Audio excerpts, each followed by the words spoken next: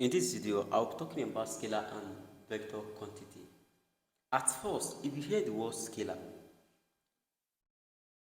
what comes to your mind? No? If you are talking about scalar and vector quantities, you are talking about some quantity of matter, or let me just say some quantity of matter that has magnitude but no direction. That's actually for scalar. But if you hear the word vector, vector means something that has magnitude and also direction. And don't forget that according to the definition of matter, we said matter is anything that has uh, weight or mass and can occupy a space, right? But you can just simply say, in simple terms, you can say matter is anything that has mass and volume. But talking about scalar quantities and also vector quantity, they can either be fundamental or derived. You know, it can be fundamental or derived. Basically, we can just say we can refer all fundamental quantities or basic quantity as scalar quantity, while we can say the derived quantity are vector quantity. So, talking about scalar and vector, in a simple time, you can just say scalar quantity are quantities that has size or magnitude but no direction. An example of scalar that we have, example of scalars that we have temperature exactly. We have temperature. We have speed, right? We have distance. So they doesn't have direction. Temperature, speed, distance. We have time as well. We have time, mass, and etc. That's and so on exactly. So these are the types of scalar quantity that we have. And talking about vector quantity, no, we said vector are quantities that has magnitude and direction. So example of vector quantity that we have, we can have velocity exactly. You see, velocity and speed, they are actually similar, but the major differences is that speed have no direction while velocity have direction. So we have velocity. In this case, we have displacement. The same thing is also applicable to displacement and also distance. Both of them are similar, right? But displacement has direction. So another thing that we have is that we have pressure. Exactly, you have pressure. Pressure equals to force over area, right? That's force over area. We have force. Exactly, we have acceleration. Acceleration is part. You have acceleration, and we have velocity. Okay, it's c, and so on. So these are the types of scalar and also vector quantities that we have. We have more than that actually. But one thing that you guys need to know is that talking about scalar, we are talking about those quantities that doesn't have direction. And talking about vector, they are the quantities that have direction. But the similarities between scalar and vector quantity is that both of them have magnitude. They have magnitude. That's just it. So now I'm talking about magnitude. The word magnitude means the amount of quantity. You can just take it to the amount of quantity regardless of the sign. Maybe it is positive or negative. Regardless of the sign, you can take the magnitude of a quantity to be the amount or number of the quantity that is expressed. So without wasting our time, let's just move to addition of scalar and vector quantity. Talking about addition of scalar and vector now. Scalar and vector quantity. The addition of scalar quantity is actually very simple because it's just in normal arithmetic times they are doing. Talking about addition and subtraction.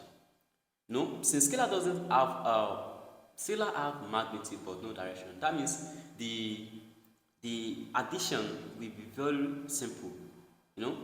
It's very easy, both the addition and also subtraction of scalar quantity. For example, now let me just express this in gram. Let's say you have 40 kilogram plus what? 40 kilogram. So this is a scalar quantity. Judging by this kilogram just represent that it indicates that this actually belongs to what? To mass, and it's a scalar quantity. So 40 plus 40 will simply give us what? 80 kilogram. Since we are not taking the direction into consideration, but in the case of vector quantity, we must take the direction into consideration. The direction is very important, and the calculations of the addition and subtraction of vector quantity depends on whether the vector are acting in a straight line or they are acting at an angle to each other. What I mean is that vector quantity, to calculate the addition of vector quantity, is actually involved different ways. It involves two ways rather. We can either calculate it when the vectors are actually in a straight line. Maybe it is acting in a straight line, or maybe they are acting at an angle with each other. Exactly. So the first case that we can have is that we can have the case of vector that is acting parallel, on a straight line. It can either be what? Parallel or opposite direction. So acting parallel now, that's, let me just say, two parallel force. Force is a vector quantity, right? So two parallel force acting in the same direction. Two parallel force acting in the same direction.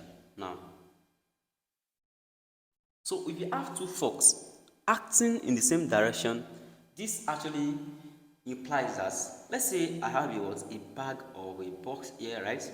Then along this force, I have two forces acting on this box, right? The first box is acting towards this direction, and the second force is acting towards this direction. These are the two forces, right? So in this case, let's just say this force that is acting is 15 Newton, right? And this force is actually, let me just call it 25 Newton. Exactly.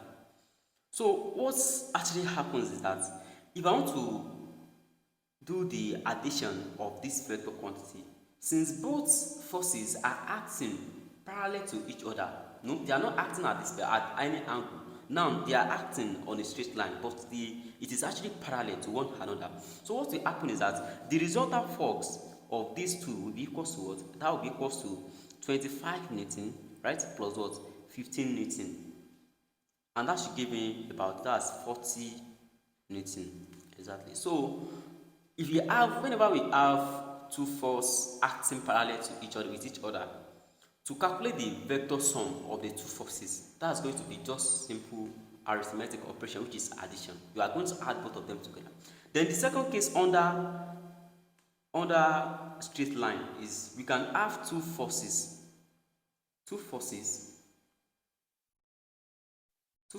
acting in opposite direction.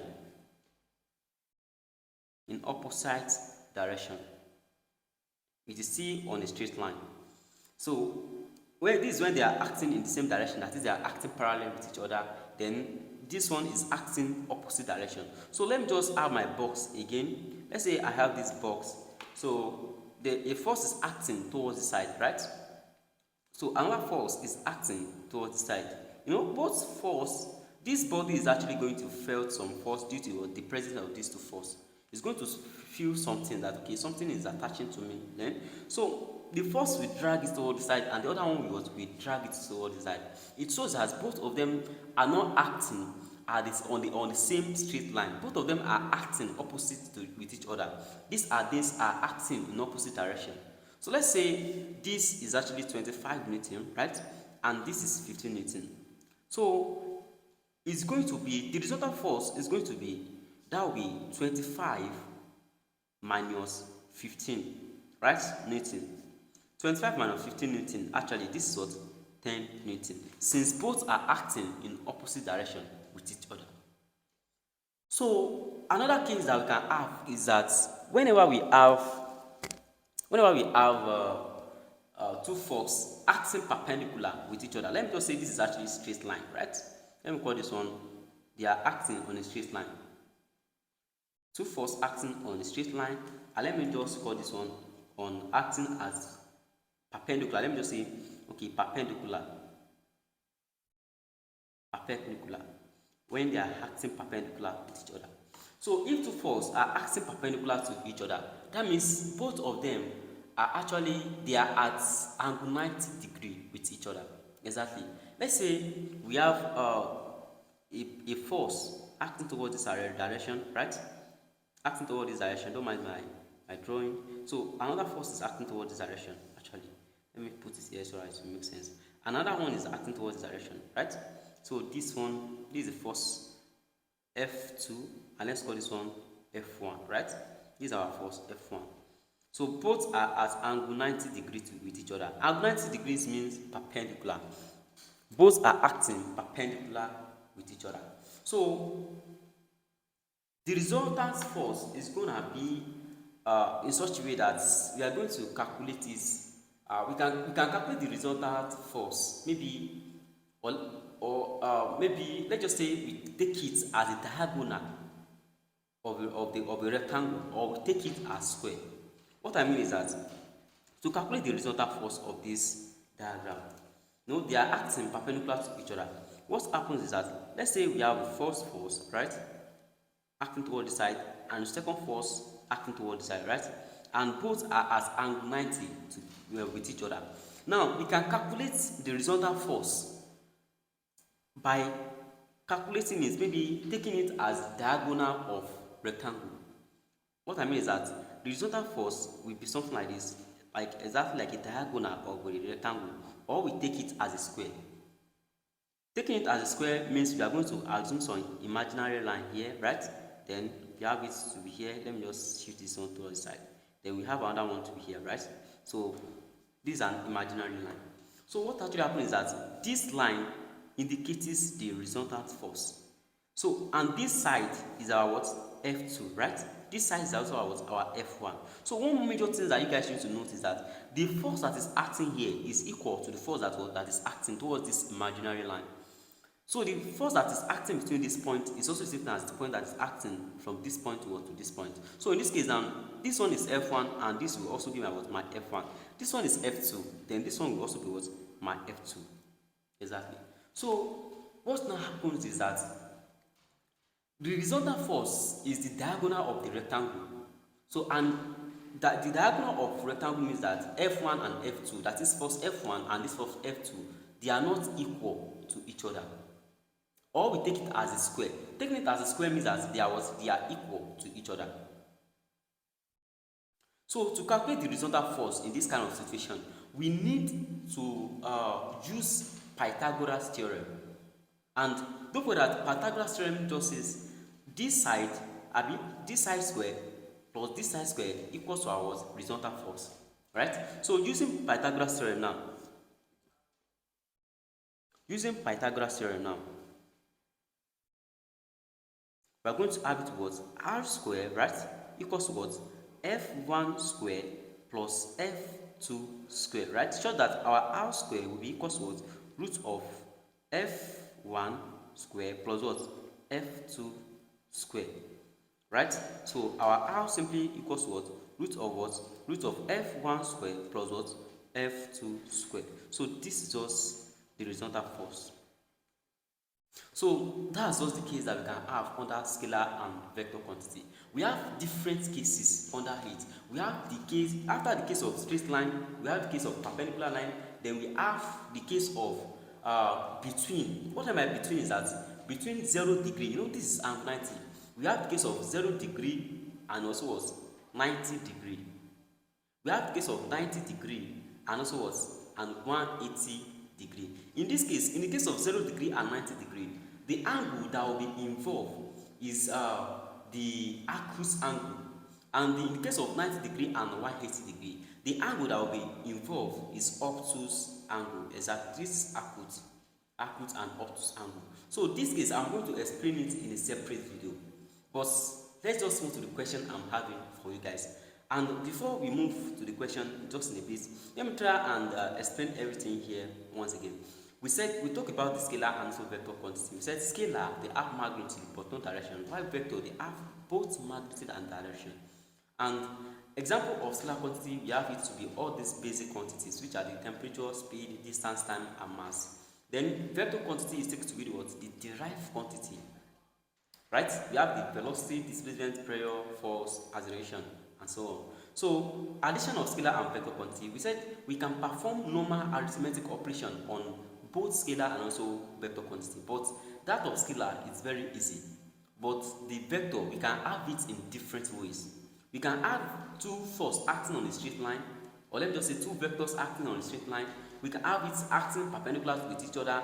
We can have it acting between angle 0 degree and 90 degree, which is acute, or angle 90 degree and 180 degree, which is what? Obtuse. Now let's move to the question I'm having for you guys. So now look at the question I'm having. The question says that a body of mass 20 kg is set in motion by two forces 3 Newton and 4 Newton acting at right angle to each other. Determine the magnitude of its acceleration. This question is very simple. What you actually need to note here is that here they talk about right angle, and right angle means angle 90. That is, they are acting perpendicular with each other. Exactly. So they are at angle 90 degree to each other. Now let's just represent the question in just the diagram. You have something like this, right? So a body of mass 20 kg. We have our mass to be 20 kg, right? 20 kilogram. Then after that, is set in motion by two forces 3 Newton. Let's call this one our force 3 Newton, right? And 4 Newton. This side is what? 4 Newton. Acting at right angle to each other. That's at angle 90 to each other. This is actually the angle 90. So determine the magnitude of its acceleration. We are now asked to calculate for the what? Acceleration. So the first thing is that we need to find the resultant force here. And to get the resultant force, we are going to use Pythagoras Theorem, right? So let's just say the resultant force is somewhere here, right? This one is not up to 90 degree, and this one is not up to 90 degree. So what we are going to do is that, taking this one as our R, we are going to use Pythagoras Theorem, which says R square, right, equals to what? That's 3 square plus what? 4 square, right? Then R square equals to what? 3 square is actually 9 plus what? 16. Then my R equals to what? Root of what? That's 25, right? It's 25. So R equals to 5, exactly. So we have it to what? 5 Newton. But in short, we are asked to calculate, we are not asked to calculate the resultant force, but we are asked to calculate for the acceleration. So you can just recall, we have our force to be equal to mass times what? Acceleration, right? Mass multiplied by acceleration. So in this case, we are given our mass to be what? To be 20. Then we are asked to calculate for what? Acceleration, right? So simply, our acceleration will be equal to what? Mass over, right? Or that's force over mass, exactly. Force over mass. So our acceleration equals to, what's our force? Which is 5 Newton, right? Divided by what? Our mass, which is 20 kilogram, right? So acceleration in this case will actually be 5 divided by 20. That should be giving us about, that's 1 over 4. So that's just it. So that's 1 over 4. That's the answer. So the next case is that the case of the second question I'm having here. So the second question says that a boy travels 12 kilometers eastward to a point B and then 5 kilometers southward to another point C. Calculate the difference between the magnitude of displacement of the boy and the distance traveled by him. So this case is actually different from the first one. So the first case is that it says, the question says a boy travels 12 kilometers eastward. Let's say we have our 4 cardinal points here, right? So having our 4 cardinal points here, we have this side to the south, this side is the north, this side is the east, and this side is what? Is the west, right? So a boy traveled 12 kilometers eastward, towards the east. This is eastward. That means we are going to have a point here. Let's say the boy is here, travels towards what?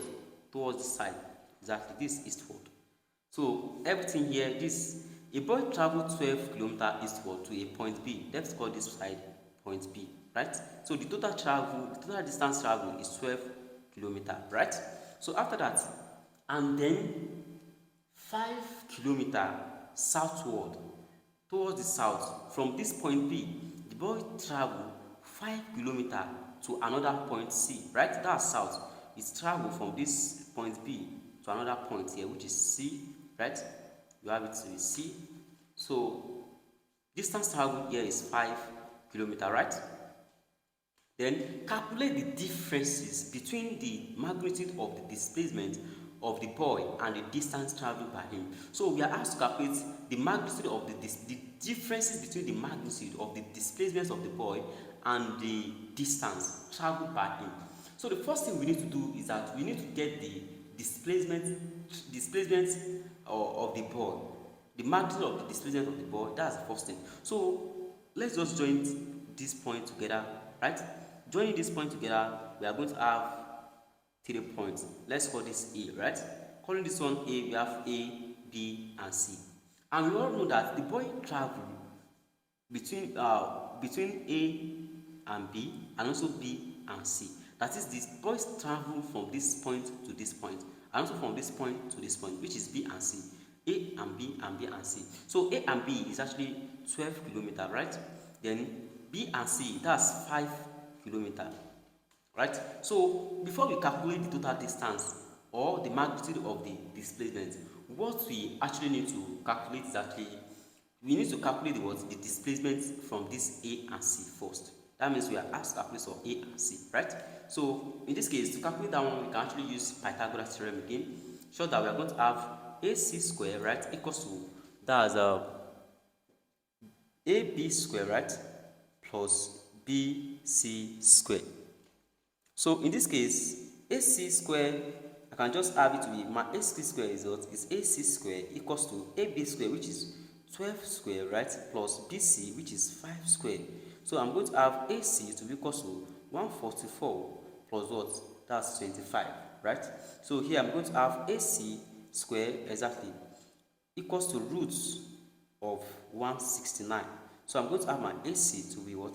13 kilometers. That means the magnitude of the displacement of the boy is 13 kilometers.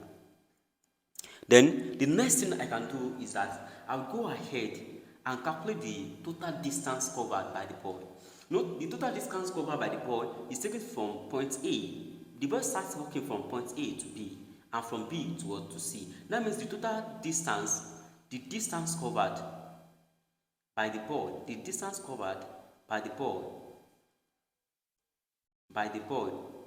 will be, that means point AB plus what? Point BC, right? Which is what? 12 plus 5. That's 17 kilometers, right? So now, the question now says we should calculate for the differences between the magnitude of displacement of the boy and the distance traveled by him. So the differences will now be what? That will be 17 kilometers, right? Minus what? 13 kilometers. So the differences between the distance and displacement will be 4 kilometers. Exactly. So the difference between the distance traveled by the boy and the displacement, magnitude of the displacement of the boy is actually 4 kilometers. Alright guys, in my next video I will try as much as possible to explain the rest that we have. That's the arcs and the obtuse before we move to resolution of vector and also the vector units and so on. So if you find this video helpful, kindly click on the subscription button and do it to share my videos, and don't forget to click on the notification button.